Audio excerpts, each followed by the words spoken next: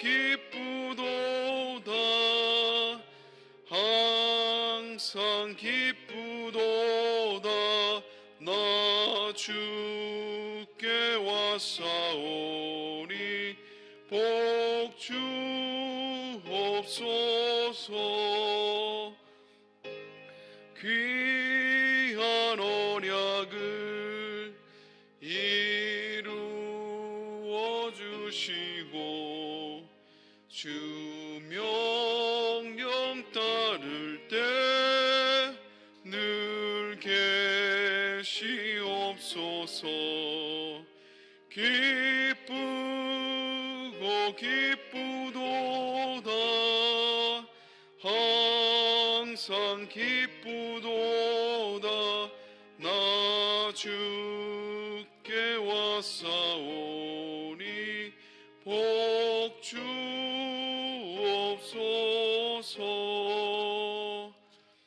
아멘.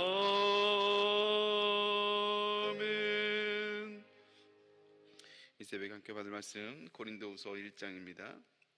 제한 성경으로 신약 성경 286페이지 있습니다. 고린도후서 1장 5절부터 9절까지 말씀. 고린도후서 1장 5절부터 9절까지 말씀입니다. 신약 성경 286페이지. 다 찾은 줄 알고 한 목소리 말씀 받습니다. 그리스도의 고난이 우리에게 넘친 것 같이 우리가 받는 위로도 그리스도로 말미암아 넘치는도다. 우리가 환난 당하는 것도 너희가 위로와 구원을 받게 하려는 것이요, 우리가 위로를 받는 것도 너희가 위로를 받게 하려는 것이니 이 위로가 너희 속에 역사하여 우리가 받는 것 같은 고난을 너희도 견디게 하느니라. 너희를 위한 우리의 소망이 견고함은 너희가 고난에 참여하는 자가 된 것 같이 위로에도 그러할 줄을 알미라. 형제들아, 우리가 아시아에서 당한 환난을 너희가 모르기를 원하지 아니하노니 힘에 겹도록 심한 고난을 당하여 살 소망까지 끊어지고 우리는 우리 자신이 사형 선고를 받은 줄 알았으니 이는 우리로 자기를 의지하지 말고 오직 죽은 자를 다시 살리시는 하나님만 의지하게 하심이라. 아멘. 오늘 말씀을 가지고 누가 건강한 성도입니까? 라는 제목으로 함께 은혜를 나누도록 하겠습니다. 고린도후서는 사도 바울을 우울하게 만드는 사건들로 인해서 사도 바울이 편지를 쓰게 된 계기가 됩니다. 고린도 교회는 사도 바울이 개척을 했잖아요. 근데 이 개척자인 사도 바울에 대한 여러 가지 의심과 비난이 많았던 상황이었습니다. 지도자로서의 권위가 상실된 이 교회를 향하여, 공동체를 향하여 이제 권위 있는 말씀으로 다가가 그들을 권면하고 또 이렇게 호소해야 되는데, 그만큼 이 고린도서는 그 리더십에 대한 이 부담감이 굉장히 버거웠던 편지입니다. 원래 본문을 가지고 다른 주제를 나누려다가 말씀을 묵상하면서 좀 이걸 좀 같이 좀 나누고 싶었어요. 우선은 고린도후서를 사도 바울이 어떻게 쓰게 되었는가, 그 배경을 좀 살펴보려고 하는데요. 고린도후서는 학자마다 조금 차이가 있지만 총 4편에서 5편의 편지가 왕래를 합니다. 그 2개는 남아있지 않고요. 그리고 이제 나머지가 이제 고린도 전후서를 구성을 하고 있어요. 첫 번째 편지는 고린도전서 5장에도 얘기를 하고 있는데 너희에게 쓴 편지라고 이렇게 언급을 합니다. 존재하진 않아요. 어떤 내용인지 존재하진 않지만 사도 바울이 고린도 교회가 처한 여러 가지 상황들을 해결하기 위해서 첫 번째 편지를 쓰게 됩니다. 근데 이 첫 번째 편지를 쓰고 난 다음에 어느 정도 시간이 나서 이제 고린도 교회에서 몇 명의 이제 성도들이, 지도자들이 일종의 사절단이죠. 에베소에 있는 바울을 찾아옵니다. 이 찾아온 이유는 2가지인데, 첫 번째는 사도 바울이 썼던 첫 번째 편지에 대한 오해가 좀 있었다는 거예요. 고린도 교회 그 편지로 인해서 오해가 좀 생겼고, 그리고 2번째는 고린도 교회 안에 여러 가지 어려움들이 있는데 이것을 어떻게 해결할 것인지에 대한 조언을 구하기 위해서 이게 찾아오게 됩니다. 그래서 이제 2번째 편지를 쓰게 되죠. 이게 이제 고린도전서입니다. 2번째 편지가. 그리고 이제 이것을 이제 디모데 편에 이제 가서 이제 낭독하게 하는데, 이제 사도 바울은 내심 이 편지를 통해서 문제가 해결되기를 원했는데 웬걸요? 오히려 이것을 통해서 이 뜻밖의 상황들이 발생합니다. 그래서 디모데에 가서 사도 바울의 편지를 읽어주는데 그 바울을 신뢰하지 않던 몇몇 사람들이 이제 짝짝꿍이 되어서 이제 그 편지를 듣지 않겠다, 사도 바울의 이야기를 듣지 않겠다라고 해서 이제 보이콧을 해요. 그리고 사태가 점점 심각해지자 디모데가 다시 돌아와서 이제 사도 바울에게 이 편지를 교인들이 안 받는다고, 좀 분위기가 좀 심각하다고 이렇게 보고를 하자 사도 바울이 열을 받습니다. 아니, 내가 개척해서 내가 다 전도한 사람들인데, 대부분이 다 그런 사람들인데 어떻게 사도 바울의 사도권을 무시하냐 이거예요. 그리고 그들을 위해서 했던 그 목회자의 권면을 어떻게 이렇게 무시해버리고 보이콧할 수 있냐 해서 이 사도 바울이 감정적으로 이제 흥분을 하게 돼요. 그래서 안 되겠다, 내가 직접 가야겠다고 해서, 그래서 이 고린도 교회를 사도 바울이 직접 방문을 합니다. 그래서 자기가 가니까 당연히 이게 해결될 줄 알았는데, 거기 갔더니 고린도 교인들이 오히려 더 사도 바울로 대적하게 되고, 또 공개적으로 비난하고, 또 심지어는 아무도 사도 바울의 편을 안 들어줬던 것 같아요. 그만큼 이제 약간 주동하는 사람들이 좀 힘이 있었던 것 같아요, 교회 내에서. 여기에 사도 바울이 충격을 받아버렸어요. 내가 세운 교회인데 성도들이 내 말을 안 듣는 거야. 그래서 이 사도 바울은요, 이 두 번째 방문인데, 이 두 번째 방문에서 사도 바울이 상처를 받고 완전히 망신을 당합니다. 교인들이 다 사도 바울을 대적하는 거예요. 그래서 이것을 일컬어 이제 고통스러운 방문이었다라고 사도 바울은 이렇게 기록을 하고 있죠. 그래서 원래 일정은 고린도 지역을 갔다가, 그리고 이제 마게도니아 지역을 갔다가 다시 고린도 지역을 돌아오고 이제 에베소로 돌아가는 거였는데, 마게도니아로 갔다가 고린도 교로 안 돌아오고 바로 에베소로 돌아가 버려요. 왜냐하면 이 일로 인해서 상처를 너무 많이 받아가지고, 그리고 이 감정으로는 도저히 고린도 교인들을 만날 수가 없는 거예요. 그래서 결국 바로 에베소로 돌아가는 사건이 있죠. 그리고 이제 에베소로 돌아가서 세 번째 편지를 쓰게 됩니다. 근데 이때의 편지는요, 아주 작정을 하고 고린도 교인들을 향해서 아주 그냥 대놓고 비판을 하게 됩니다. 이제 이게 세 번째 편지예요. 그리고 이제 아쉽게도 이 편지는 이제 또 존재하지 않아요. 근데 이 편지를 보내고 사도 바울이 굉장히 불안해합니다. 왜냐하면 이 편지를 받고 과연 이 고린도 교인들이 회심을 할 것인지, 아니면 오히려 더 대적하게 될 것인지, 이거 오히려 더 관계가 끊어진 건 아닌가, 이 굉장히 사도 바울이 노심초사하게 됩니다. 비록 존재하진 않지만, 그래서 이 편지를 쓰고 난 다음에요, 또 그 당시에 사도 바울이 빌립보 교회로 갔는데 거기서도 엄청난 환난과 핍박이 있었거든요. 그래서 이 고린도 교회에 대한 여러 가지 짐뿐만 아니라 빌립보 교회에 왔던 이런 극심한 환난으로 인해서 사도 바울이 굉장히 힘들어하고, 그리고 이제 여기서 아마 심각한 우울증까지 걸릴 정도로 굉장히 안 좋은 상황이었어요.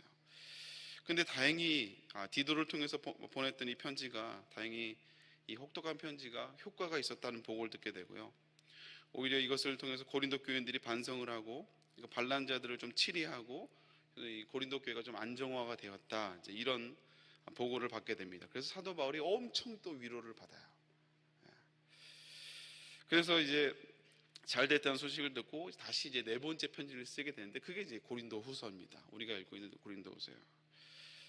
그래서 고린도 후서에는요, 위로의 내용도 많지만 고린도 교회를 통해서 고린도 교인과의 관계에서 이런 오해가 있었던 내용들을 이제 변론하는 내용도 많이 들어 있습니다. 그래서 고린도전서와 고린도후서를 좀 비교해 보면, 학자들의 이 주석책을 보면요, 이 고린도전서는 객관적으로 뭐랄까 좀 자신 있게 쓴 편지이고 논리적으로 잘 정돈해서 쓴 글이에요. 근데 그에 비해서 고린도후서는 굉장히 감정적인 글들이 많습니다. 왜냐하면 관계들이 틀어져 있는 상태에서 쓴 편지이기 때문에 고린도 후서는 조금 더 덜 정돈되어 있고 감정에 약간 치우친 이런 내용들이 많이 기록되어 있어요. 물론 바울이 드러내는 감정선이 이 고린도 후서에는 기록되어 있지만 결국 마지막에는 이제 확신에 찬 이런 분위기로 끝나게 됩니다. 이것은 이제 하나님이 사도 바울을 그 감정을 이제 회복시켜줬다는 증거가 되겠죠. 그러니까 어쨌든 오늘 이 전체적인 이 고린도후서를 쓴 배경들을 통해서 결국 제가 좀 언급하고 싶은 것은, 초반에도 말씀드린 것처럼 우리가 추구해야 될 그리스도인의 건강한 그리스도인, 건강한 성도, 건강한 교회는 무엇인가를 좀 살펴보기를 원합니다. 계속해서 제가 말씀드리지만 고린도 교회는요, 초대교회 가운데 가장 문제가 많은 교회였어요. 뭐 우상의 문제는 기본이었고, 심지어는 교회 안에 성적인 문제까지 들어와서 이것이 이슈가 될 정도로 정말 하여간 이제 막장인 교회였습니다. 그래서 문제도 많고 탈도 많은. 근데 어떤 부분에서는요, 이 교회가, 이 고린도 교회가 도덕적으로는 굉장히 문제가 많은 교회였지만, 저는 어떤 부분에서는 이 고린도 교회가 건강한 교회가 아닌가라는 생각이 들어요. 이 부분을 좀 나누고 싶은데요. 왜냐하면 교회가 문제가 없어서 건강한 교회가 아니고요, 사실 교회는 문제가 없어서 성숙한 교회가 아닙니다. 여러분, 뭐 어떤 교회 중직자들이 많고 뭐 이런 것이 많았다고 해서 교회가 성숙하고 건강한 교회가 아니라는 거예요. 이 고린도 교회는 여전히 문제도 많았고 다툼도 있고, 심지어는 그 교회를 개척했던 사도 바울과 이 대적하는 이런 신뢰가 무너진 교회였지만, 그럼에도 불구하고 우리 고린도 교회가 가지고 있는 건강함이 있어요. 우리가 사람과의 관계가 무너지면 모든 관계들이 다 어렵게 되지 않습니까? 여러분, 교회도 마찬가지예요. 신앙도 이 관계가 틀어지면요, 신앙생활도 참 쉽지가 않습니다. 쉽지가 않아요. 특별히 이제 지도자인 설교를 하는 목회자와 관계가 틀어져 버리면 사실 은혜 받기가 쉽지가 않습니다.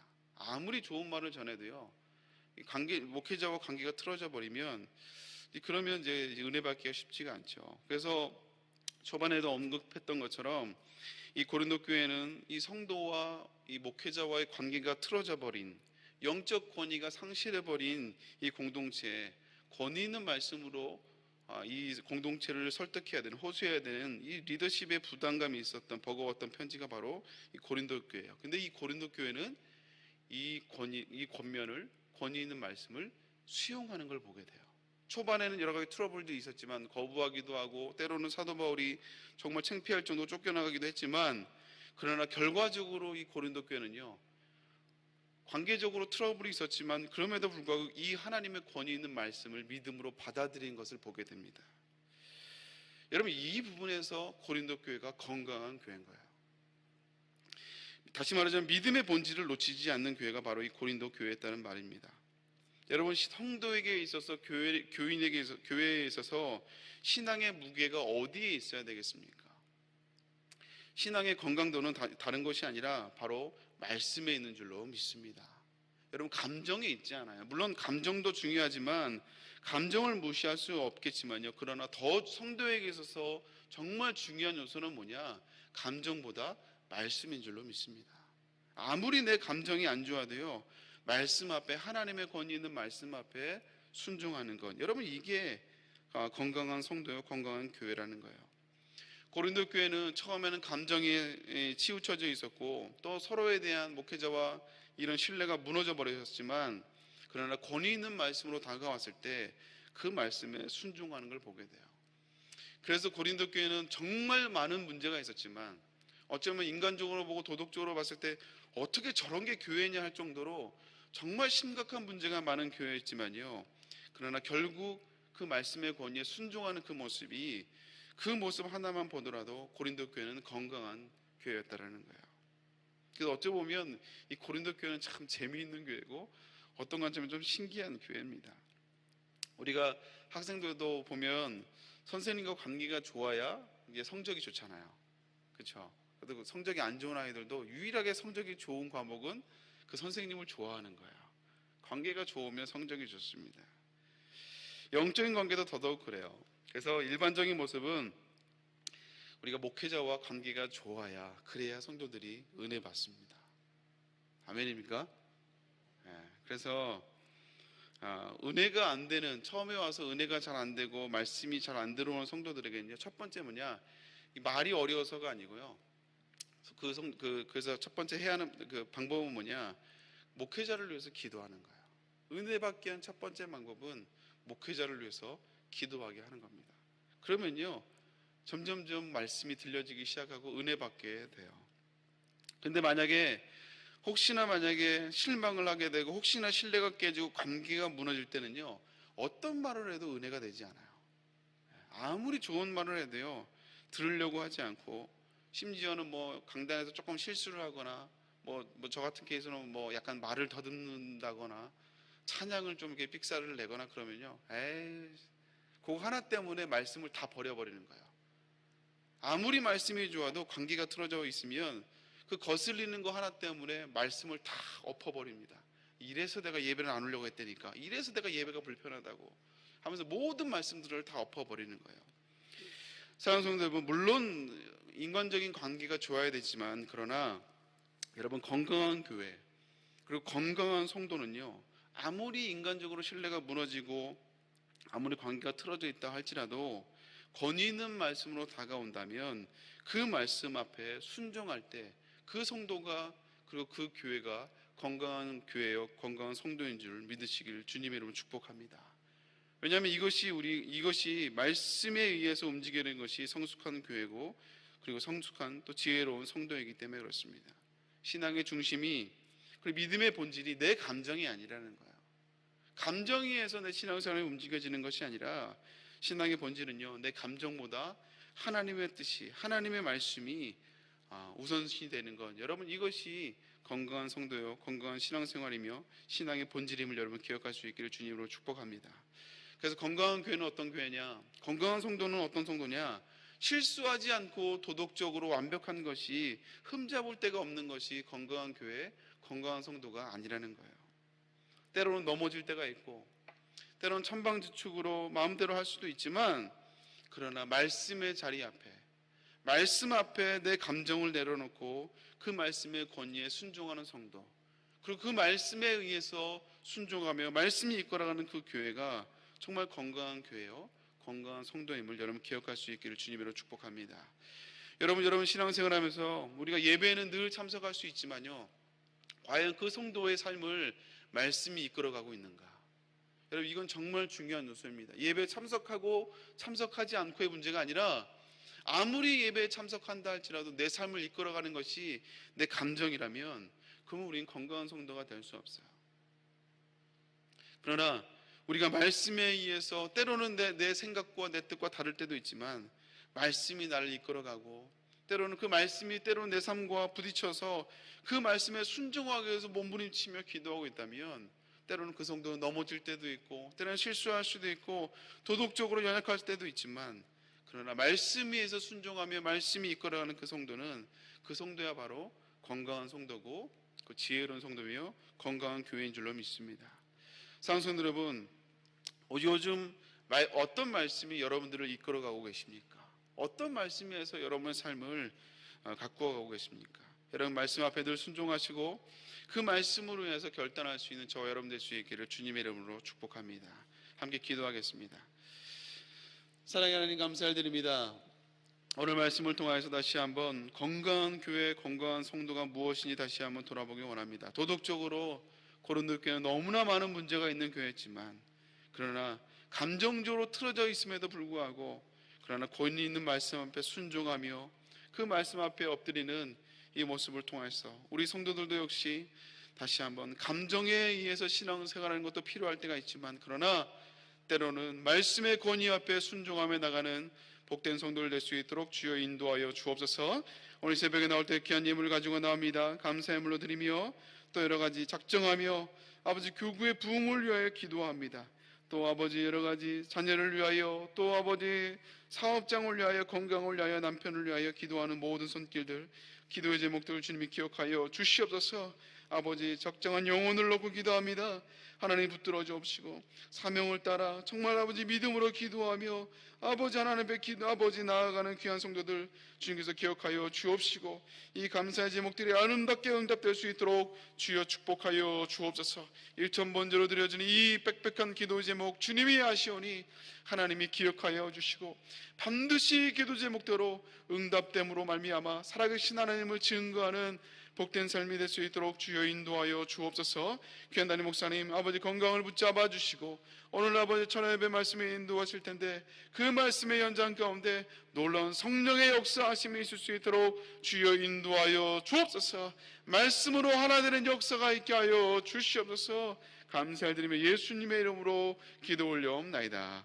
아멘. 하늘에 계신 우리 아버지여, 이름이 거룩히 받으시오며 나라의 마옵시며 뜻이 하늘에서 이룬 것 같이 땅에서도 이루어지리라. 오늘날 우리에게 일용할 양식을 주옵시고 우리가 우리에게 죄인 자를 사하여 준 것 같이 우리의 죄를 사하여 주옵시고 우리의 시험에 들게 하옵시며 다만 에서 구하옵소서. 대개 나라와 권세와 영광이 아버지께 영원히 있사옵나이다. 아멘. 이게 좀 노이즈가 좀 있는데요. 죄송하고 이게 스피커를 갈 때가 됐는데 못 갈아서 좀 노이즈가 있습니다. 죄송합니다.